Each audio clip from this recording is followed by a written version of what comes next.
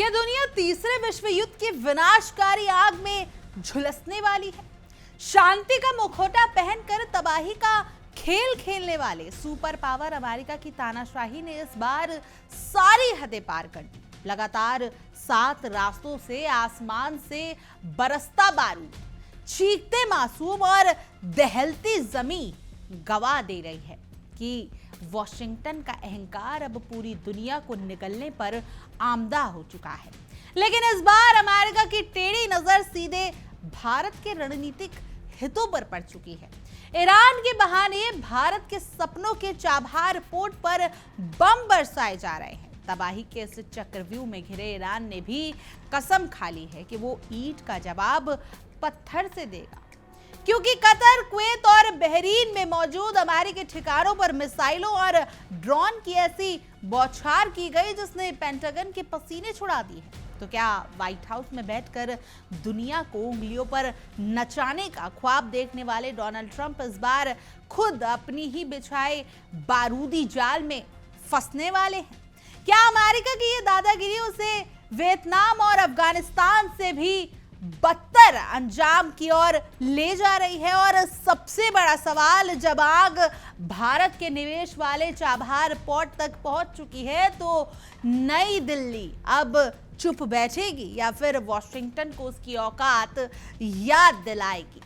नमस्कार, मैं भावना सुखीजा और आप देख रहे हैं इंडिया डेली 24x7 का बेहद खास शो विश्व युद्ध।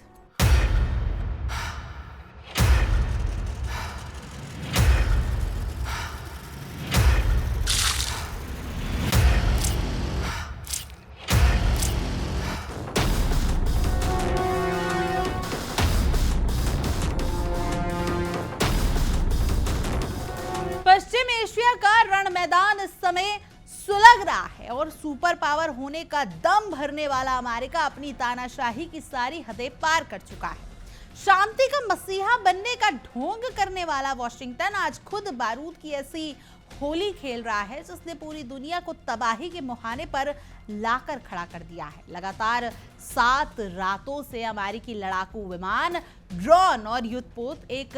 संप्रभु देश ईरान पर कहर बनकर टूट रहे हैं, जिससे निर्दोष लोगों का खून बह रहा है और पूरी इंसानियत शर्मसार हो रही है।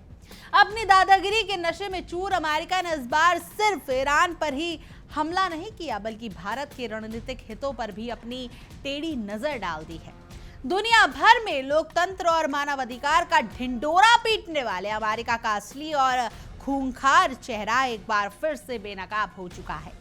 7 दिनों से जारी एक तरफा और अंधाधुंध सैन्य अभियान ये साबित करने के लिए काफी है कि पेंटागन को किसी अंतर्राष्ट्रीय कानून या मर्यादा की कोई परवाह ही नहीं है। वो तो बस अपनी धौंस जमाने के लिए किसी भी हद तक गिर सकता है। अमेरिकी सेंट्रल कमांड यानी सेंटकॉम के लड़ाकू विमानों ने ईरान के चप्पे चप्पे को निशाना बनाया है, जिससे आसमान से लेकर जमीन तक सिर्फ और सिर्फ तबाही का मंजर दिखाई दे रहा है। सफेद घर में बैठकर दुनिया को उंगलियों पर नचाने का ख्वाब देखने वाले अमेरिकी हुक्मरान शायद ये भूल गए हैं कि आग से खेलने का अंजाम हमेशा खुद को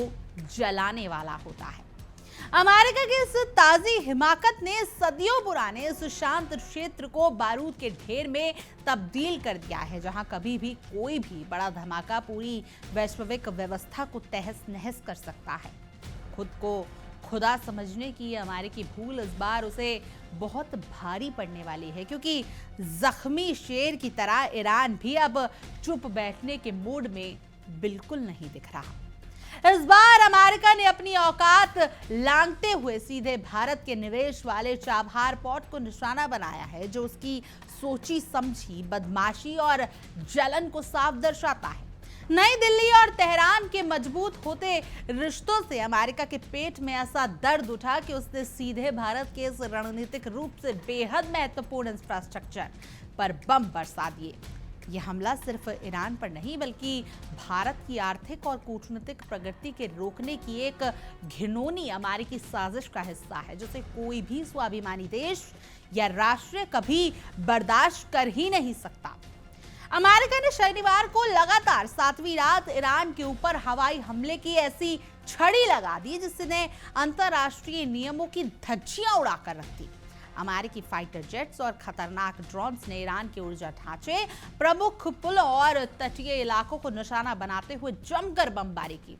इस बर्बरतापूर्ण हमले में भारत द्वारा संचालित और विकसित किए जा रहे चाबहार पोर्ट के एक बेहद महत्वपूर्ण कंट्रोल यानी निगरानी टावर को भारी नुकसान पहुंचाया गया, जिससे पोर्ट का कामकाज बुरी तरीके से प्रभावित हो गया। अपनी खोखली ताकत का प्रदर्शन करने के लिए बेचैन अमेरिकी रक्षा मंत्री पीट हेगसेथ ने तो बकायदा इसे क्षतिग्रस्त कंट्रोल टावर की तस्वीरें सोशल मीडिया पर साझा करके अपनी पीठ थपथपाई। चाबर पोर्ट के इस निगरानी टावर पर पिछले महज एक हफ्ते के अंदर ये चौथा बड़ा अमेरिकी हमला है, जो ये साफ करता है कि अमेरिकी जानबूझकर इस भारतीय निवेश वाले रणनीतिक ठिकाने को मटियामेट करने पर तुला हुआ है। इससे पहले शुक्रवार को भी ईरानी समाचार एजेंसी ने इस बात की पुष्टि की थी कि अमेरिकी बमों ने चाबहार को निशाना बनाया है। चाबहार पोर्ट का ये कंट्रोल टावर कोई सैन्य ठिकाना नहीं था, बल्कि ये बंदरगाह पर आने जाने वाले व्यावसायिक जहाजों की सुरक्षित आवाजाही और निगरानी का काम करता था। लेकिन अपनी आंख पर पट्टी बांधे अमेरिका को इसमें भी सैन्य खतरा नजर आया। इस बंदरगाह का पूरा संचालन भारतीय company India ports global limited यानी IPGL कर रही है, जो भारत को पाकिस्तान के रास्ते को बाईपास करके सीधे अफगानिस्तान और मध्य एशिया के बाजारों तक एक सुरक्षित और सुलभ व्यापारिक रास्ता मुहैया कराता है।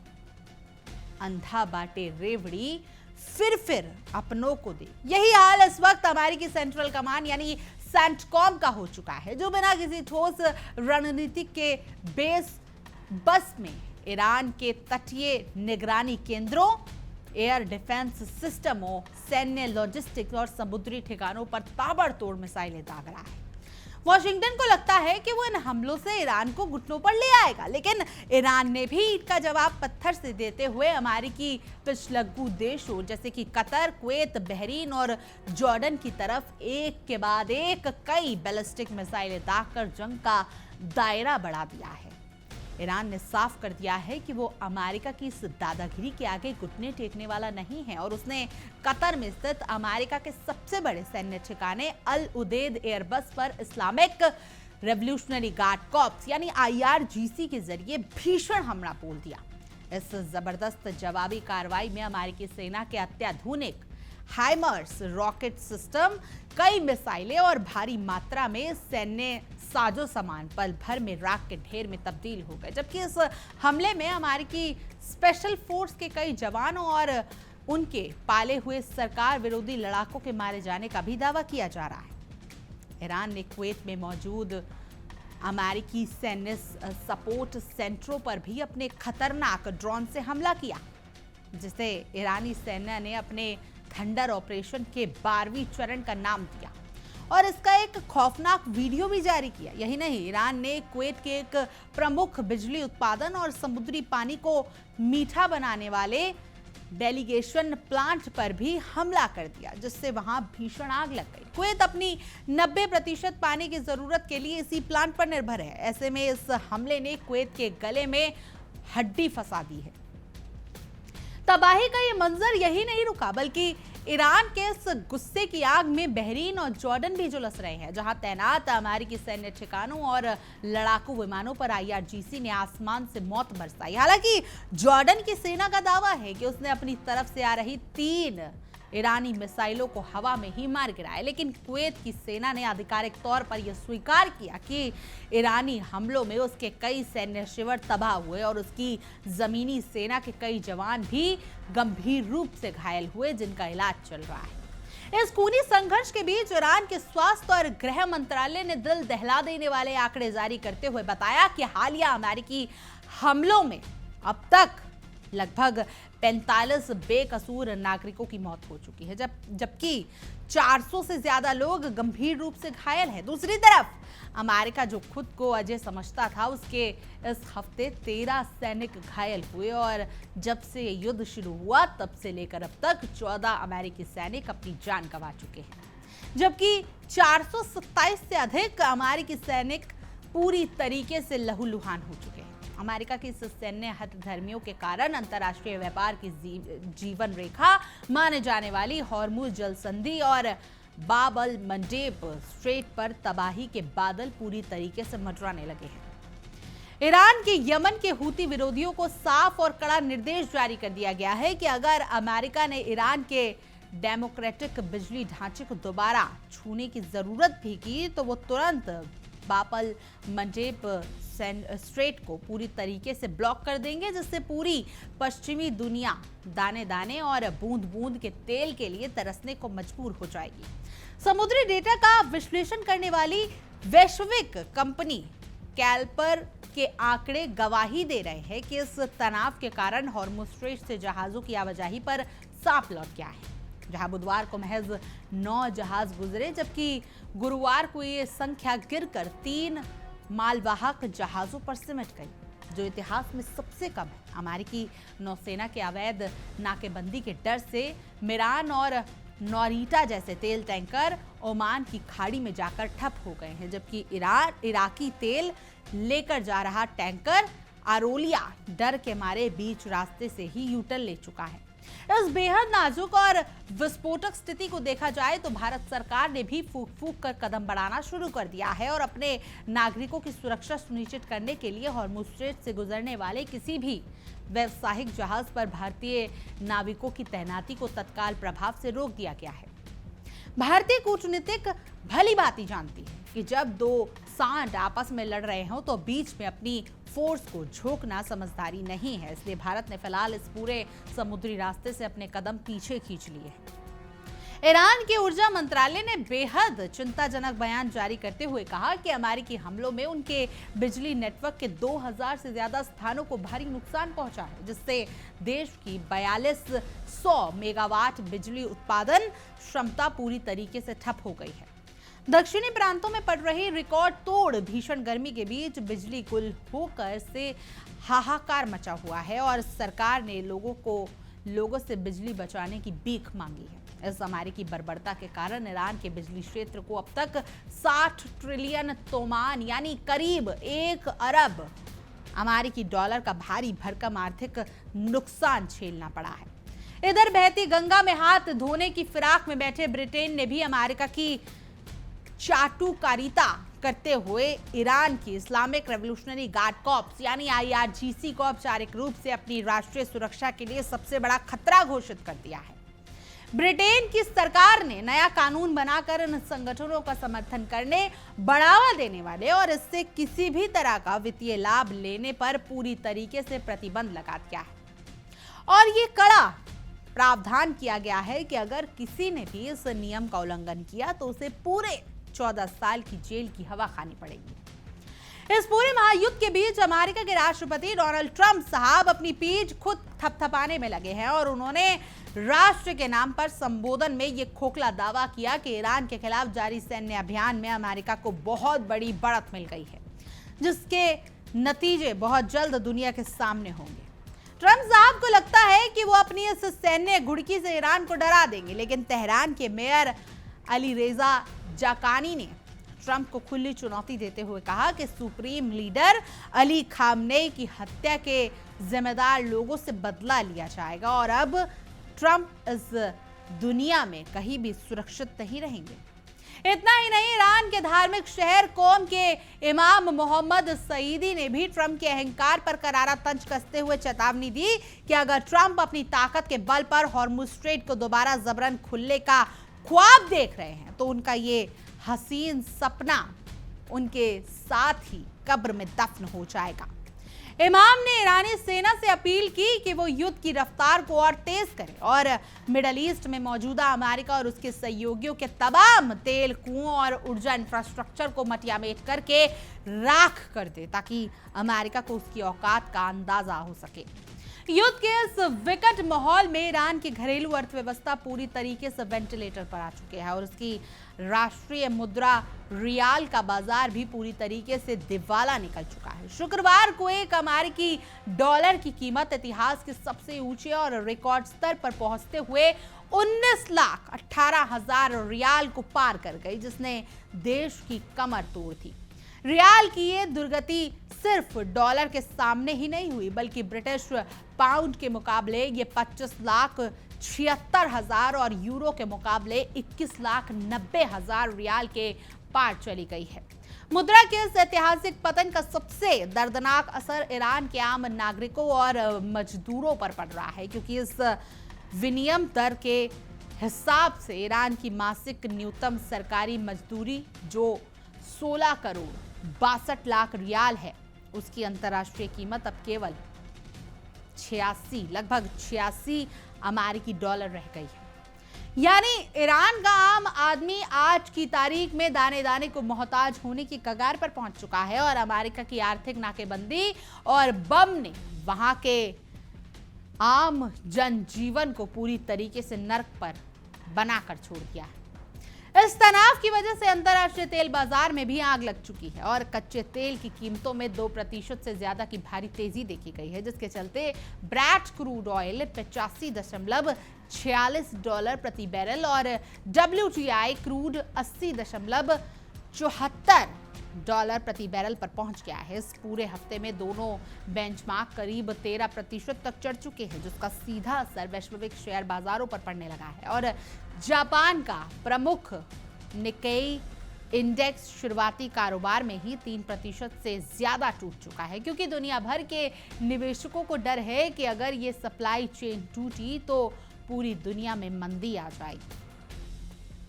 ईरान के विदेश मंत्री अब्बास अराक्ची ने इजराइल और अमेरिका के नापाक गठबंधन पर बड़ा हमला बोलते हुए टाइम एक रिपोर्ट के मुताबिक हवाला दिया। अराक्ची ने दावा किया कि ट्रंप के पूर्व चुनाव अभियान प्रबंधक ब्रैड पार्स्केल अमेरिकी मतदाताओं को प्रभावित करने के लिए इजराइल समर्थित एक सीक्रेट प्रोपेगेंडा प्रोग्राम चला रहे हैं। उन्होंने आरोप लगाया कि इजराइल अमेरिकी टैक्स दाताओं के पैसों का बेजा इस्तेमाल करके अमेरिका के अंदर उठने वाली हर एक विरोधी और निष्पक्ष आवाज को बेरहमी से दबाने का काम कर रही है। ईरान ने अमेरिका और इजराइल पर एक और सनसनीखेज आरोप उठाते हुए दावा किया कि डोनाल्ड ट्रंप के दामाद जैरेड कुशनर और उनके विशेष दूत स्टीव विटकॉफ ने अमेरिका और ईरान सीक्रेट कूटनीतिक वार्ता की गोपनीय जानकारी को लीक किया। इस लीक जानकारी के जरिए उन्होंने शेयर बाजार में भारी हेरफेर करके करीब 86,000 करोड़ रुपए का अवैध मुनाफा कमाया है। ईरान ने इस हेरफेर की आधी रकम यानी 43,000 करोड़ रुपए मुआवजे के तौर पर मांगे हैं और कहा है कि उनके पास इसके पक्के सबूत हैं, जिससे वो जल्द ही दुनिया के सामने ले आएंगे। ईरान का ये भी दावा है कि वार्ता के दौरान जैरेड कुशनर और स्टीव विटकॉफ रोजाना इजरायली प्रधानमंत्री बेंजामिन नेतन्याहू और उसके खुफिया एजेंसी मोसाद के प्रमुख साथ लगातार सीधे संपर्क में बने हुए हैं, जिससे बातचीत की हर एक गुप्त जानकारी इजराइल तक पहुंच रही है। हालांकि अमेरिकी उपराष्ट्रपति जेडी वेंस ने सोशल मीडिया प्लेटफॉर्म एक्स पर आकर इन तमाम आरोपों को पूरी तरीके से मनगढ़ंत, झूठा और बेतुका करार दिया और कहा कि ये सिर्फ ट्रंप प्रशासन को बदनाम करने की एक नाकाम ईरानी साजिश है। इसी बीच इजराइल के प्रधानमंत्री नेतन्याहू शनिवार को अचानक अमेरिका के दौरे पर रवाना हो गए, जहां वो दिवंगत अमेरिकी सीनेटर और इजराइल के सबसे बड़े पैरोकार लिंडसे ग्राहम के अंतिम संस्कार में शामिल हुए।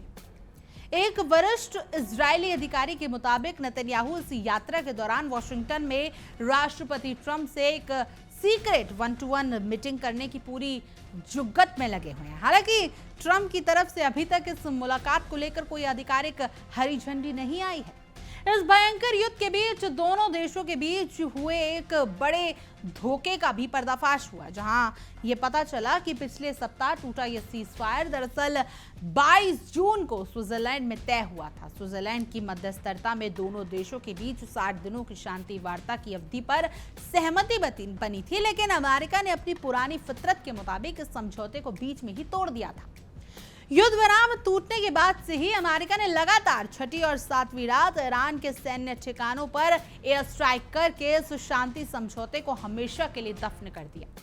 ईरान के अंदर भी अब अमेरिका के खिलाफ गुस्सा 7वें आसमान पर पहुंच चुका है और धार्मिक शहर करज के मुख्य मौलवी मेहदी हमदानी ने तेहरान सरकार को सख्त चेतावनी दी और कहा कि जो अधिकारी इस भीषण तबाही के बाद भी अमेरिका के बातचीत की उम्मीद लगाए बैठे हैं वो मुगालते में है। अमेरिका जैसे धोखेबाज देश पर किसी भी तरह का भरोसा करना सुप्रीम लीडर मुज्तबा खामनेई के रुख के सरासर खिलाफ है और अब बातचीत के सारे रास्ते बंद करके सिर्फ और सिर्फ युद्ध के मैदान में ही अमेरिका को कड़ा और करारा जवाब देना चाहिए।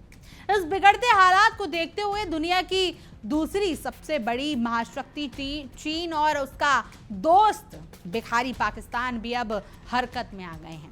शंघाई में चीनी विदेश मंत्री वांग यी और पाकिस्तान के विदेश मंत्री इशराक डार के बीच हुई एक उच्च स्तरीय बैठक में इस पूरे संकट को गंभीर चर्चा में लिया गया। दोनों देशों ने संयुक्त बयान जारी करते हुए अमेरिका और ईरान से तुरंत सैन्य कार्रवाई रोकने और बातचीत की मेज पर लौटने की अपील की, क्योंकि वो जानते हैं कि इस युद्ध के लपटें अगर फैली तो पूरा एशिया इसकी चपेट में आ जाएगा। उत्तरी इराक में भी इस जंग का साइड इफेक्ट देखने को मिला, जहां ईरानी कुर्द अलगावादी संगठन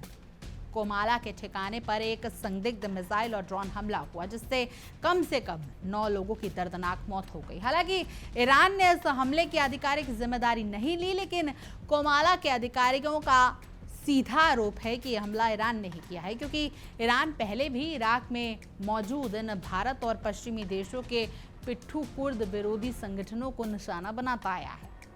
ईरानी सांसद अहमद बख्शायेश अर्देसानी ने भी अमेरिका को बहुत सख्त लहजे में चेतावनी दी कि अगर उसने ईरान पर जमीनी हमला करने की कोशिश की तो वो चुप नहीं बैठेगा। उन्होंने कहा कि अमेरिका ने अगर अपनी हदें लांघी तो ईरानी सेना कुवैत और बहरीन के अंदर घुसकर वहां जमीनी हमले शुरू कर देगी। अमेरिका की उस कथित धमकी को भी याद दिलाया गया जिसमें खार्ग द्वीप पर कब्जा करने की बात कही गई थी और कहा गया कि अमेरिकी सेना वहां एक दिन के लिए तो नहीं टिक सकती, लेकिन लंबे समय तक रहना नामुमकिन ही है। ईरानी सांसद का साफ तौर पर कहना है कि खार्ग द्वीप पर पूरी तरीके से ईरानी मिसाइलों की मारक क्षमता के दायरे में आता है, इसलिए अमेरिका वहां पैर जमाने की सोच भी न सके। उन्होंने बेहद आक्रामक अंदाज में कहा कि अगर अमेरिकी सैनिकों ने वहां जमीन पर कदम रखा तो वो ईरानी मिसाइलों और तोपों का चारा बन जाएंगी। ईरान की सीधी चेतावनी ये साफ करती है कि वो किसी भी तरह के जमीनी मुकाबले के लिए अब अपनी जान हथेली पर रखकर तैयार बैठा है और अमेरिका को उसकी भारी कीमत चुकानी होगी। वहीं दूसरी तरफ इस्लामिक रेवोल्यूशनरी गार्ड कॉर्प्स यानी IRGC की एरोस्पेस फोर्स के कमांडर सैयद मजीद ने भी देश के इरादे साफ कर दिए हैं। उन्होंने सरकारी मीडिया से बात करते हुए कहा कि जब तक हॉर्मुज़ स्ट्रेट और ईरान के पूरे दक्षिणी तट पर पूर्ण शांति बहाल नहीं हो जाती तब तक दुश्मन के खिलाफ उनके हमले जारी रहेंगे। ईरान की घोषणा अमेरिका के उन तमाम दावों की हवा निकालती है जिसमें उसने ईरान की सैन्य क्षमता को कमजोर करने की बात कही थी। ईरान ने साफ कर दिया है कि वो अपने आत्मसम्मान और संप्रभुता से किसी भी कीमत पर समझौता नहीं करेगा, चाहे इसके लिए उसे कितनी बड़ी जंग क्यों ना लड़नी पड़े। अमेरिकी सेंट्रल कमांड यानी सेंटकॉम जिस तरह से ईरान के तटीय ठिकानों को तबाह कर रही है, उसका जवाब ईरान और अधिक आक्रामकता के साथ दे रहा है। दोनों देशों के बीच ये सैन्य गतिरोध अब एक ऐसे बिंदु पर पहुंच चुका है जहां से वापसी का कोई भी रास्ता नजर नहीं आ रहा। पश्चिम एशिया का ये पूरा इलाका इस समय बारूद के मुहाने पर खड़ा है और किसी भी वक्त एक छोटी सी चिंगारी विश्व युद्ध की शुरुआत कर सकती है। अमेरिका की इस साम्राज्यवादी सोच ने न केवल ईरान बल्कि उसके पड़ोसी देश कुवैत, कतर और बहरीन को भी अनजाने में इस युद्ध की आग में झोंक दिया है। ये देश अब अमेरिकी ठिकानों की मेजबानी करने की खमियाजा भुगत रहे हैं, क्योंकि ईरान के निशाने पर अब सीधे इन देशों में मौजूद अमेरिकी मिलिट्री कैंप आ चुके हैं। इस युद्ध की सबसे बड़ी मार अब आम जनता पर पड़ रही है, जो बिना किसी कसूर के इस खूनी खेल का शिकार हो रही है। ईरान के अस्पतालों में घायलों की चीखें और मलबे में तब्दील होते शहर इस बात की गवाह दे रहे हैं कि अमेरिका की ये कथित सटीक एयर स्ट्राइक कितनी विनाशकारी है। दुनिया इस समय मुख्य दर्शक बनकर देख रही है और संयुक्त राष्ट्र जैसी संस्थाएं भी अमेरिका के इस तांडव के सामने पूरी तरह से असहाय और नतमस्तक नजर आ रही हैं। चाबहार पोर्ट जैसे व्यावसायिक और रणनीतिक केंद्रों पर हमला करके अमेरिका ने वैश्विक व्यापारिक स्वतंत्रता को भी गहरा आघात पहुंचाया है। भारत जैसे देशों के निवेश को नुकसान पहुंचाना यह साबित करता है कि अमेरिका अपने फायदे के लिए किसी भी मित्र देश के हितों की बलि चढ़ा सकता है। इस क्षेत्र में शांति स्थापित करने का दावा करने वाला अमेरिका आज खुद सबसे बड़ा उपद्रवी और शांति का दुश्मन बनकर उभरा है, जिसे रोक पाना अब बेहद जरूरी हो चुका है। अब देखना यह होगा कि आने वाले दिनों में अंतर्राष्ट्रीय समुदाय इस अमेरिकी मनमानी के खिलाफ क्या कदम उठाता है। क्या चीन, रूस और भारत जैसे देश मिलकर वॉशिंगटन पर इस एक तरफा युद्ध को रोकने का दबाव बना पाएंगे, और फिर अमेरिका अपनी इस हेगड़ी के साथ पूरे मिडल ईस्ट को राख में मिला देगा। ईरान ने तो अपने इरादे साफ कर दिए हैं कि वो आखिरी सांस तक लड़ेगा, लेकिन अमेरिका को यह सोचना होगा कि इस जंग से उसके सिवाय बदनामी और तबाही के कुछ हासिल नहीं होने वाला। इस पूरे घटनाक्रम से एक बात तो पूरी तरीके से साफ हो चुकी है कि अमेरिका की विस्तारवाद और तानाशाही नीति आज पूरी दुनिया के लिए नासूर बन चुकी है। अपनी गिरती हुई वैश्विक साख को बचाने के लिए अमेरिका जिस तरह से मिडल ईस्ट को बारूद के ढेर पर बैठा रहा है, वो उसके खुद के पतन की शुरुआत साबित हो रही है। चाबहार पोर्ट पर हमला करके उसने भारत जैसे शांत और मजबूत देश को भी चुनौती देने की हिमाकत की है, जिसका खमियाजा भुगतने के लिए अब वॉशिंगटन को पूरी तरीके से तैयार रहना चाहिए, क्योंकि इतिहास गवाह है कि जो देश अपनी ताकत के घमंड में चूर होकर दूसरों के आशियाने उड़ाते हैं, उजाड़ते हैं, एक दिन उनका खुद का वजूद भी खतरे में पड़ जाता है। अमेरिका आज भले ही अपनी मिसाइलों और लड़ाकू विमानों के दम पर ईरान को डराने की कोशिश कर रहा हो, लेकिन वियतनाम और अफगानिस्तान का इतिहास इस बार गवाह बनेगा कि अमेरिकी सेना कभी भी किसी भी मोर्चे पर लंबे समय तक टिक नहीं पाती। ट्रंप प्रशासन की ये नई जंग उनके अपने ही जाल में फंसने का सबसे बड़ा सब्र बनने वाली है। खैर, आपकी इस पूरे मुद्दे पर क्या कुछ राय है, कमेंट करें, जरूर बताएं। और तमाम देश और दुनिया की खबरों के लिए आप देखते रहिए इंडिया डेली और हमारा बेहद खास शो विश्व युद्ध। देखिए इंडिया डेली 24/7 अब आपकी स्मार्ट टीवी पर। इंडिया डेली मौजूद है सभी डिजिटल प्लेटफॉर्म पर लाइव और लगातार। इंडिया डेली 24/7 हर दिन राष्ट्र को समर्पित।